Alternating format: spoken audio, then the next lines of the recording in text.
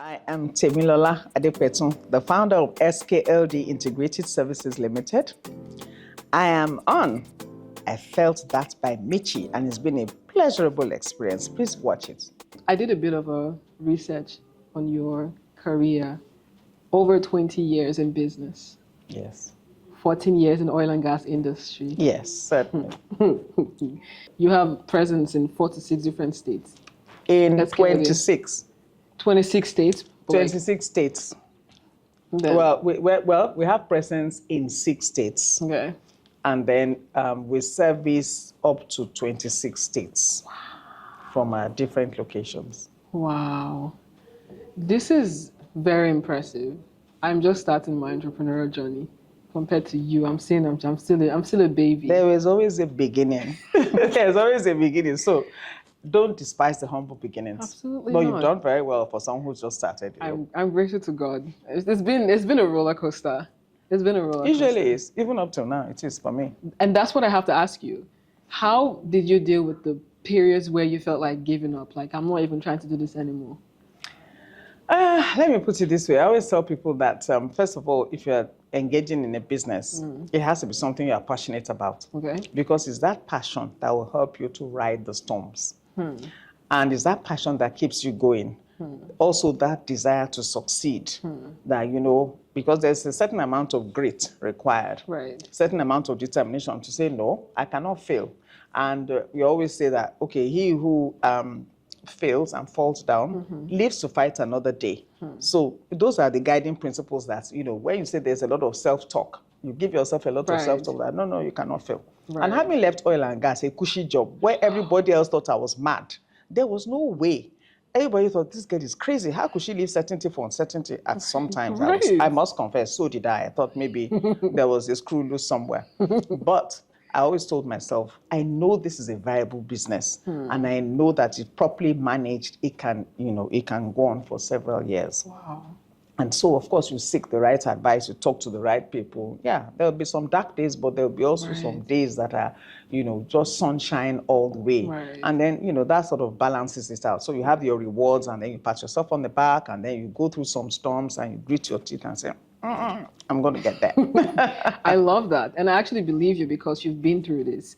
A lot of times when young people hear about, oh yeah, you go through challenging times, but don't worry, like keep pushing. Yes. They think it's just lip service. It's not. It really isn't. I went through one of the most trying times of my life last year, business-wise. I was in America and I got a call about one of our core locations, a location that was backing the entire business. And I heard that the owners of the property have come and they've taken over the property, leaving almost 70 businesses out there, like multinationals. Because you do co-working spaces, right? Wow. Yes, ma'am. And so I was in Atlanta at the time. I was like, what? I took the next flight back to Lagos. You would, certainly. Not even knowing how I was going to deal with that. But God helped me. That was meant to break me. But God said, no. Yeah. This is one of them ones. You're going to have to go through this. It was crazy. And God gives strength. He does. In times of crisis, He gives strength. It's for us to ask for that strength, to ask for that grace, and to ask for His mercy. Right. He gives that strength. And for me, when challenges like that happen, any kind of crisis, my first retort is not to cry. Okay. I'll first process it. When I process it, let's say 24 hours, then I go into automatic pilot, problem-solving mode, and then I think of, it's as if my brain just awakens, and I think of how best to do this, who can I talk to, who can do this, how do we do this, how do we mitigate this, and all that. And that's how it has to be. I love that. I love that. Throughout your journey, did you have mentors that you worked with that helped you as well? Mentors.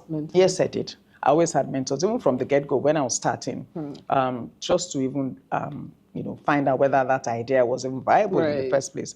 I had certain trusted people. They say, oh, don't tell anybody about your business plan because they'll steal your business. Not everybody will steal your business. There are still some trusted people. So I showed it to them and they said, oh, this is a very good business idea.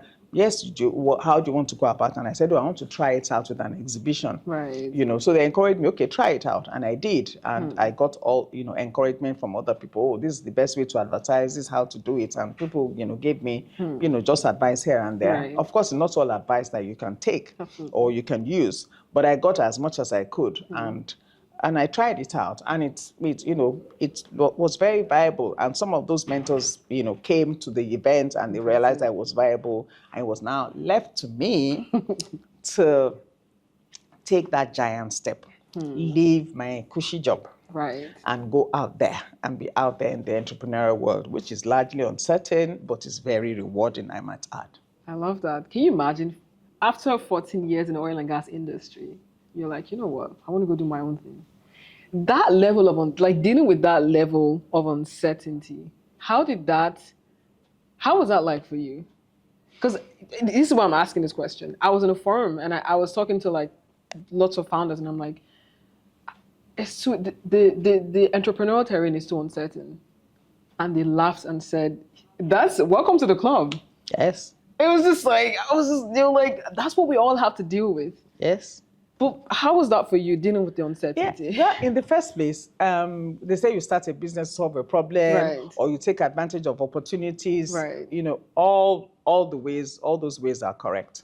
So I solved the problem. But what I didn't realize, and I realized 2 months after I opened, that my business was very seasonal. Wow. And then I thought, I woke up one day, and then to to make it worse, the only other employee I had, apart from myself, said, "Ma, since morning, nobody has even come here to even ask, what are you even doing here? What are you even selling, let alone buy?" And I almost put my hands on my head, but I had to control myself, that as a leader. And then I thought about it for a couple of days, and I just thought, you know what? When is the next buoyant period? It's the next back to school period. So use this time to plan, use your time usefully. And my corporate experience had helped me, because I was in oil and gas and I'd worked in 4 different departments. So I knew there was a planning cycle for everything. And believe me, every business has its peak seasons and its low periods. So you also have to know how to manage it. Even food, even clothes, even dentists, even they'll tell you, even clinics, they have their own season. So you have to know how to use the low period. So those were the first, I guess that was my first reality jolt. Wow. Okay. I think you kind of already answered, but I'm just going to throw a question out there. What inspired the shift from school kids to SKLD Integrated Services? Okay, we have been operating as school kids for 20 years. Right. And, that's our traditional business up till today. And that's the passion. That's my first love. That's my baby. So the retail store is my actual baby, the retail stores. And then we went into wholesale. But by the 18th year, we had opportunities. So we took advantage of the opportunities, and we became the official distributor in Nigeria for Casio calculators through their Middle East and Dubai office. And then we also got the opportunity to service the humanitarian aid sector. That is to service the NGOs, INGOs, international NGOs who give supplies, relief supplies. So we served as one of their procurement, vendors. Right. And in that first year, the opportunity was huge. We made, the humanitarian aid contributed 25% of our total annual revenue. Wow. So we just thought, you know what, if you have a name like School Kids, and then one of the international NGOs wants to onboard you, and they say, "School Kids, do you have a school?" That it would just look very, incongruent. And so we just thought, you know what, we've grown from 2 divisions to 4 divisions. We need to make sure that our name reflects what we're doing now. It reflects that diversification in our product offerings. So we needed to change it, but also we did not want to lose the collateral, the brand collateral that we had. So we coined SKLD, which is S from school, K from kids, because we're School Kids Limited before, K from kids, then the LD is just the shortened form of limited without the T. And we called it Integrated Services Limited, so that, of course, our lawyers also came in and all that. And under, for the first few years, under our new logo, we had to put formally School Kids Limited so that people could identify. Then we changed our retail store to skit stores, because at the same time, we also realized that, of course, 18 years down the line, the cyclical nature of the business was really pronounced. So we had to diversify our product offerings and venture into schools, office supplies, all the toners, the laptops and things like that, calculators, all the office consumables, as well as lifestyle, because we're already doing lifestyle through the humanitarian aid supplies anyway. So we did more of lifestyle, but all the gadgets and things like that, and anything that our parents that come into the store for uniforms that will be useful to them. So that will be not exactly a department store, but edging close to that. I love that. Just know when to pivot, know when to make changes to the business, rebranding, etc., to match the energy of the new companies that you're about to go into business with. That's awesome. I'm about to ask a very funny question. If SKLD, yes, if SKLD business process were a recipe, what would be the three main ingredients? Okay, if SKLD process, that's from inception to date. Right. That's in our 24th year. If it was to be a process, what's the recipe? Correct. First is research your business idea. And that research your business idea means that what is your value proposition? What is your unique selling point? In our own case, we picked a niche area. So that niche area, just make sure that you are in that niche area or you have a unique selling point to what other people are doing. So that's number one, the research. Number two, do you have a passion for it? Please, please, please do not go into any copycat business. People say, oh, you're going to business for money, you're going to, but I will tell you it's both. You're going to business for money and you go into it for passion, the passion that you have. Because if you don't have passion for it, you're not going to be able to ride the storms. You just get fed up one day and say, you know what, I'm packing it all in. So go into it because of the passion. And the last one, I would say, grow your business organically. Do not look at the Joneses and say, oh, we started business together. That person has 4 branches, therefore I must have 4 branches. Hello, your businesses are not exactly the same. Your capacity, your capability, it's not exactly the same. So grow organically at your own pace, the pace that you can manage. Growth that is not properly managed it becomes like a confused space. I agree. So that's what I would say. Those are the 3 things I would say. Since you limited me to 3, I could add a couple more. Right. No, there's a whole lot more questions like that. There are other questions like that. Okay. So I don't want to. Okay. Thank you for that. That was awesome. You guys have gotten the 3 main ingredients: passion, niche. What's the third one again? Niche and can you imagine? Go back to the video. Grow organically. Yes. Grow organically. Do you dance? Oh, I love dancing.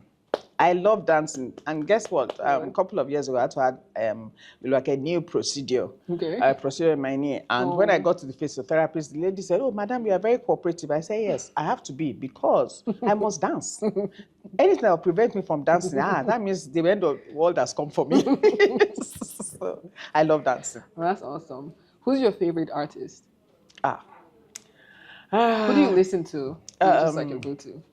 That's the thing. Do I really listen to? I just listen to general music. Yeah. I'm not the kind of person that will say I must have a playlist. I will listen to this music and all of that. I tend to listen more to gospel music, contemporary and otherwise. And then I also listen to Niger jams, but I don't really go out of my way to listen to music. I would say my husband is a jazz enthusiast. I love jazz and if that's the way people love music, I will tell you that I do not love music in that sense. I like it, but Okay, that's awesome. In terms of New Year and New Year goals, do you believe in things like that? Yes. Okay. Well, I would say New Year, not necessarily New Year. Okay. I believe in goals for seasons. In my own case, I've always written my goals for the seasons of my life. Okay. Initially, it was milestones. Milestones like, okay, when I started work, what did I want to do? When I started having children, how did I want to be a parent? Then when I got to certain ages, when I turned 30, what did I want to do? Then, when I turned 40, it was a big one for me. I would be like, even 3 months before that time, I'll be thinking, so this is my 40th year, what am I going to do? It was a big one for me, and that's when I actually started this business. Wow. Because of all that introspection. In your 40s? So, yes, I started when I was 40. I was 40 and 9 months about when I started. I turned 41 of that year. Impressive. In that year. Impressive. Very impressive. So, I love you. Like this is. I'm enjoying your company too. Thank you. This is a very interesting interview, and I'm learning so much, and I'm absorbing because I told you I'm just starting my journey. So it's good. It's like you're my future. It's good. You are young, vibrant. You still got the energy. You have the network. You have the connections. I'm trying to. And the sky is not your limit. It's not. It's actually nobody's limit. No, it's not. It's nobody's limit. It's not at all. Okay, Ma, can you share a time when a business challenge forced you to pivot in a way that led to surprising growth? Like you went through like challenge that you're just like, well, either pack up or pivot. Well, at the risk of being cliche, COVID was one of them. Right. But just before COVID, we had a situation in 2016 when the foreign exchange went south. And well, when it started going south, let me not say it has still gone south more than that time now. Right. But that was when it was really, and it was an anomaly for us. Right. Because we're importing most of our uniforms, school shoes, and all of that. So we just thought, how could we pivot? How could we do something else? So our DMD now, he was our COO then. He said, well, maybe we should just open a factory. And I said, garment factory? I don't know anything about it. And he said, oh yes, but I do. And I knew because we had talked during the interview and all along. Right. So we just started a very small factory. And then, we developed it and we grew it later. The second time was actually during COVID. When everything shut down, we just thought, what? And by this time, we had started product diversification. So we had all the Amazon tabs, Samsung tabs, laptops, and a few things here and there. And we just thought, okay, two things. We had to get like a police permit to go into our stores and retrieve all those electronic devices because that's what children were using. Right. We put them in the warehouse. And the other thing was, the disposable face masks became very expensive. Right. So people were using reusable face masks. Right. And our DFD, because he knew about production, he just got the production team, the procurement team, and some leaders in the company. They just went into the factory. They did a prototype of the reusable face mask, and then we started advertising online and all of that. And we produced over 300,000 for different companies. Yes. And that was the only way we were able to, make money. Right. Because, of course, initially nobody was able to pay salaries. We were able to pay salaries. The money we had to be paying maybe like 30-40% of salaries for 2-3 months. And after that, we didn't know what was going to happen. But because we're doing this, we're able to survive during that year. And that was the year that I knew that if you have other people on your team, younger people, dynamic people on your team, it's better for you to sit down together, think, and make that decision together, and then you get the solution just like that. I love that. That is awesome. Speaking of team, what do you look for when trying to hire employees for different departments? What do you look for? What do I look for? Okay, and trying to hire people, we look at especially our leaders. Right. We look at there are some leaders that we've grown from inside up. But there's always that potential in them. Who is that person that is dedicated? Who is that person that's passionate about their work? That is just not 30 days milk, one pay. I'm just coming to work. I'll just do the needful. Okay, 5 o'clock, I'm off. Right. Who is that person that will go the extra mile? And then attitude. Who is that person that gives feedback promptly, that accepts responsibility when they are wrong, that takes responsibility for their actions?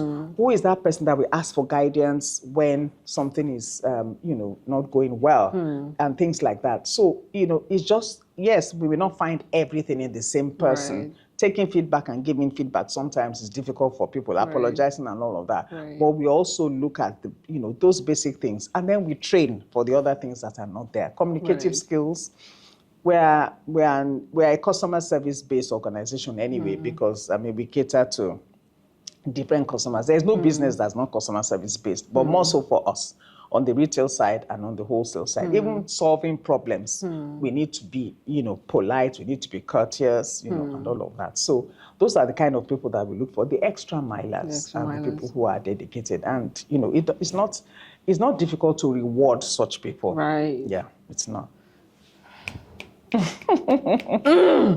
It's going. Oh my God, this is awesome. I feel like saying drop mic. You know how like drop mic? Oh my God, this is awesome. Do you read a lot? Oh yes, I do. Okay. What are you currently reading? Right now I'm reading a book by Robin Sharma. It's I think it's The Wealth Money Can't Buy. Wealth Money. Let me write that down real quick. Yes, The Wealth Money Can't Buy. Okay. I used to read a lot of novels before, and that's John Grisham, all those books that are mystery books and stuff like that. John Grisham, all the Sidney Sheldons, then Mary Higgins Clark, and things like that. All those, David Patterson, a little bit. Right. But in recent times, I've been reading a lot of books on leadership. Yeah. Sometimes I remember the authors, sometimes I don't. Then I've been reading about other legendary businesses. Right. I've read the books on Marks and Spencer. I've read the book on Reebok and the one on Nike. Yeah, just to see we've got the Nike one here. Yeah. Yes, just to see how other companies evolved. I mean, these are companies that have spanned, maybe more than 50 years, just to see how they evolved, because so that one can see, okay, where they've gone and how you can also get there. I believe in, reading a lot of that. So I love that. I read a lot of memoirs and biography. Memoirs. I love Really? memoirs. Because it tells a story about the individual, like their life, everything they've gone through. I learned so much from books like that as well. Ma, would you ever write a book? Oh, yes. That's another story. So my first son, Damola, and Tayo, ED, got together and decided I should write a book. And then they coerced or got Emmanuel in, and the three of them agreed at a meeting where I was not there that I should start writing a book. I was now left to Emmanuel to persuade me, and I believe he has done a very good job of it. We've started writing the book. Nice. I can't wait for it to come out. Emmanuel, how long more do you know? Whatever. Don't worry. We'll let you know. Let me know so we can have a conversation like this around the book and talk through it. Would you do like audios on it as well? Like how do you do like on Audible? All of that. Like I told you, I don't know the grand plan. Is that guy and your son? Yes. I know when he has done a very good job of being very persuasive. Aww. I would say, no, I don't want any personal thing. He's done a very good job of trying to draw me out, and he has drawn me out a great deal on Instagram, on LinkedIn, and now this podcast, and, different things. And it's been rewarding because I go out and people say, oh, your story inspired me and all that, and I just thought, by nature, I mentor people. And then people come to me, to ask for advice. So, I had always said, oh, I would give back. But I think they just decided to take the law into their hands. And you know what, this woman will not move. She's just be paying lip service to this, and let's just make her move. And that's what has happened. So. Do you know why I asked why I asked you if you're writing a book? Because of everything we've talked about. Yes. It's just hearing about your journey, entrepreneurial journey. I'm like, this has to be in a book. People have to read about this, and I know that there's so much more for us to learn, in this journey. I'm just starting out. There's so much more for me to explore and do, and I know that there's so much I'll learn from you. So I can't wait for the book to drop. But I also have younger mentors, people younger than me. Absolutely. People like you, because you see.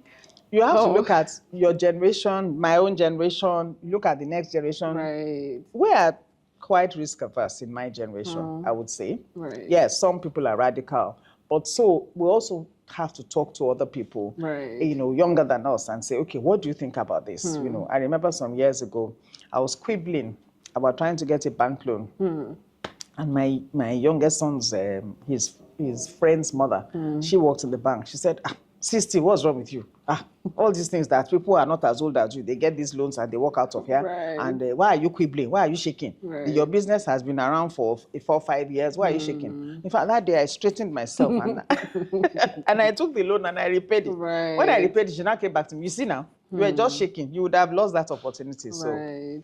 No, it's true. There's so much I'm learning from the Gen Zs. Oh, yes. There's so much. So we all have to learn from each other. That's the truth. We have to learn from each other. It's not just from top down. It's both ways. I agree. Ma, how do you balance structure with flexibility entrepreneurs often need? Well, I will say this. Okay. There are different types of entrepreneurs. Okay. They're the creative entrepreneurs. This is true. So they have to have, I always tell them, my friends who are creative entrepreneurs, I always tell them that you cannot be the creative person and be the admin person. By all means, yes, you start at first and you are all of it. But I always tell them, you will lose your creativity if you don't engage an admin person, somebody, a general manager, a practice manager, whatever it is, to do that part, and then engage an accountant. You don't have to, it can be outsourced and all of that. That's on the one side. For me personally, I'm a very structured person. My attention to detail is on another level, and it irritates my staff sometimes, my team. But I'm a very structured person, so I put the structure in. Working in a company for, in corporate for 14 years helped me. Structure had become my second nature. Excellence had become my first nature. So it was easy to put all those things in place. Then that flexibility had to come with the experience. And it was just more of people, accommodating their idiosyncrasies, looking at their strengths, looking at their areas of improvement. I wouldn't call it weaknesses, because we are all work in progress. We need to improve. So it's that way. And then of course, recently we've had to look at, remote work. Hello, how are you going to handle that? That kind of thing. What do the Gen Z want? What do they, even dress code at a point, I was like, we have to dress properly. So then my team calmly informed me that, man, we cannot be doing that. We have to, I said, okay, please just do whatever appropriate dress code we need. So those changes, you have to just make them, as time goes by. But surround yourself with people who will tell you the truth. And that's one of the first things I told DMD when he first joined back then, about 11 years ago, 2013. Wow. Yeah, 11 plus, almost 12 years. I told him, I said, hey, forget about the age gap between us.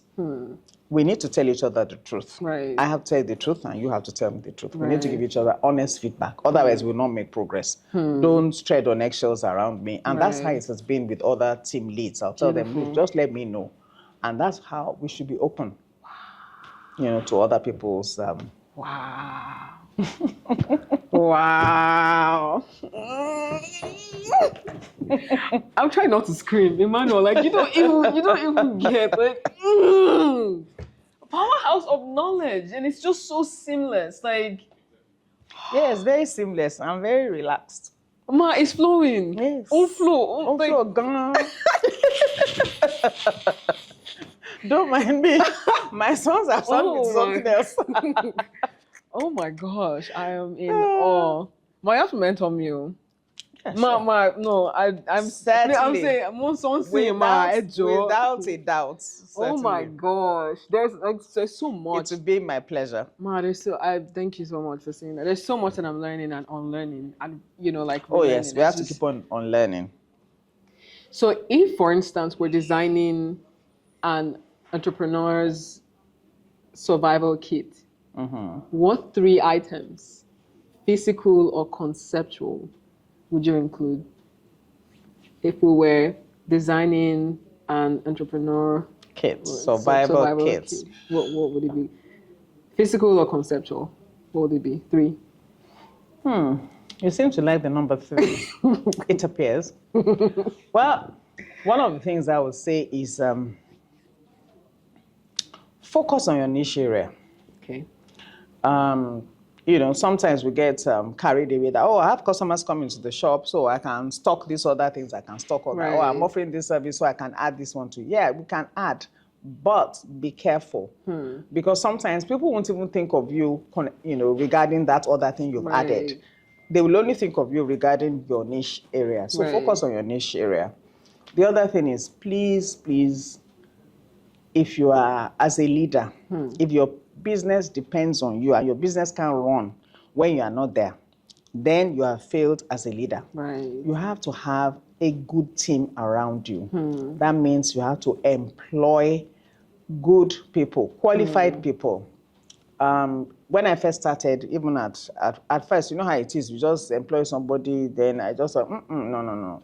Within that first year, I decided that only graduates from either polytechnics or universities that will come and serve on the shop floor. Why? I needed to speak the same language as them. They needed to understand what I was about. They needed to understand the customer service. Then the other thing would be, as you get them, you train them. Nobody's ready-made for you. Establish your company culture, and then I will add structures. In addition to your company culture, put your structures in place. That's your survival kits. You need to have it. Your survival kits, you need to make sure that you have it. Just do all that you need to do. Surround yourself with good people and focus. Focus on your niche area. If you decide to expand, focus on your niche area, and then surround yourself with a team. Engage qualified people. Yes. You know, some people say that, you know, oh, they will just, but I've been trained, business has been with me for 5 years. And yes, are they qualified? One, to do that job. Are they qualified to attend to the level of customers? Have you trained them? So engage qualified people and train them. So that's awesome. What I would say. Thank you. And put your structures in place. Establish your company culture. Structure is very Structures important. have to be in place so that when you are not there, they can do, you are not the one thinking for everybody. If you engage qualified people, they can think for themselves. So put those structures in place, and then checks and balances. This is true. Thank you so much, Ma, for sharing that. If your business depends on you, if you're not there, your business is not running, you have failed. That's called key man risk. It is. Yeah, so you want to ensure that you hire people. And I can tell you that if anybody invests in your company, they're going to take a key man risk insurance on your life. Wow. And they will also want to see that you have, you know, a chain of command down the line. You have 2 or 3 people apart from you that can take decisions. Very, very impressive.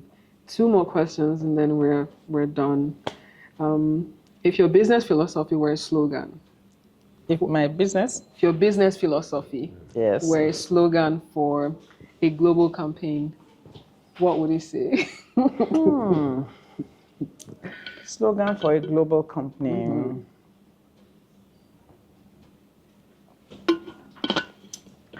I would say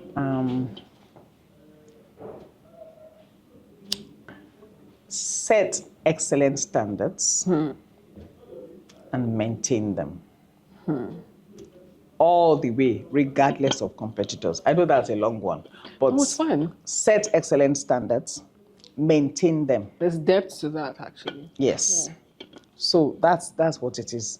Because you will sooner than later, regardless of the number of competitors around you, you'll be known for your excellent standards. You'll be known for your excellent product. You'll be known for your excellent quality.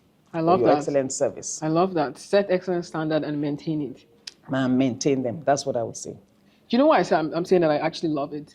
I read an interview about a company who is, their space is very competitive. And so they asked the MD, like, what are you focused on right now? And he said, quality service. Yes. He's like, I'm not focused on getting more location. I'm focused on, you know, quality service at the moment. And that makes so much sense. Yes. Because I have 50 locations, but what if your service is not it at all? Yes. It wouldn't make sense. You wouldn't have returning, you know, clientele or clients coming back. I was going to say, what if your service is crap? I can't say that on a podcast, you know. There was a time when, for instance, when I was convinced about that, because I told myself that I would not do anything that I'm not proud of. Right. You know, so there was a time when, of course, price of things went up, and then the cost of our uniforms, you know, was a bit, you know, maybe not as high as the ones we buy from the UK, but we maintained our standards. So some of our wholesale customers actually left us and went to some of our competitors to buy. Do you know, initially, you know, when you first started, this was in the first 10 years, initially it shook me and I was like, oh no, what's happening? We even offered discounts that time, you know, just to make sure that people came to us. But guess what? Some of the wholesale customers that left, they came back begging before the end of that session. Madam, please sell this to me. This is his price. I said, I can't sell it to you at that price. I didn't even buy it for that price. Because I said, no. So they realized and they came back. Even the retail customers, some of them came back and said, oh, what we bought didn't last, or what we bought was not good. So they came back. And I just realized that, yes, you win some, you lose some, but be known for something. And that if anybody says, oh, so I bought it from that place, they'll say, oh, tell the owner. So I get phone calls, from different people, like DMD managers, they get phone calls saying, that, I got this. And sometimes we'll just do an exchange. Oh, sorry, so sorry about that. Bring it in and we'll give you another one. You know. Impressive. Bravo, bravo. Okay, last but not least, what piece of advice? You already said all of this. You already answered all the questions. I couldn't need. Mama, repeat. Don't worry, I like talking, so I gist too much. I like talking, so I gist too much. So it's a family trait. How do you envision SKLD evolving in response to changes in the education or sustainability sector over the next decade? Oh, that's easy. Our last retreat, we have retreats twice a year. That's the whole team, and we have strategy meetings every month and all that. Our last meeting, we set our goals for 2030 already. And so, besides that, you see, when you have a dynamic team, everybody contributes ideas and we think ahead, and we sat down and say, okay, what do we want to do? So in some places where we're looking at setting up in at least 1 or 2 countries, establishing our presence. Let me put it that way. In 1 or 2 countries in West Africa, we have 5 divisions. So one of the divisions, 2 of the divisions are the ones that we can set up presence with. Then we're even looking at establishing maybe possibly a distribution hub, in another country outside Nigeria. I'll keep that secret for now. And but what we've done, our core business is uniforms and all that, and back to school, and we've diversified our inventory. So now we've started going, because we just realized that if we service over 500 schools within Nigeria with uniforms and all other accessories, surely we can do more. So we've partnered with some other companies for interactive electronic devices. The big screens, the big interactive screens, we now sell them. Then we have we partnered with Epson and Canon for their projectors. There are some interactive projectors and things like that. Then also we're distributor to a stationery company. So we're doing that. We're getting into all the other areas. We've not done textbooks yet, and we may probably not. I don't know. That depends on the team that's taking over from me, because I'm stepping back and giving way to the next generation, and they're doing very great work. Awesome. So that's what we're doing, different things, so that we had an educational showcase, educational supplies showcase. We had the maiden edition last July, where the companies that were partnered with, Epson and all those other companies, they came to showcase their products, and Casio as well. Casio has even developed a calculator specifically for the Nigerian market to be able to eradicate the incidence of counterfeit calculators in Nigeria. So that is awesome. We've done that much. That's awesome. Thank you so very much, Ma, for coming on my podcast. I'm not asking any more questions. Oh my gosh, this has been so beautiful. And you're beautiful. You're absolutely stunning, by the way. Like, ladies and gentlemen, look at her. Beautiful. Absolutely beautiful. Thank you so much for coming.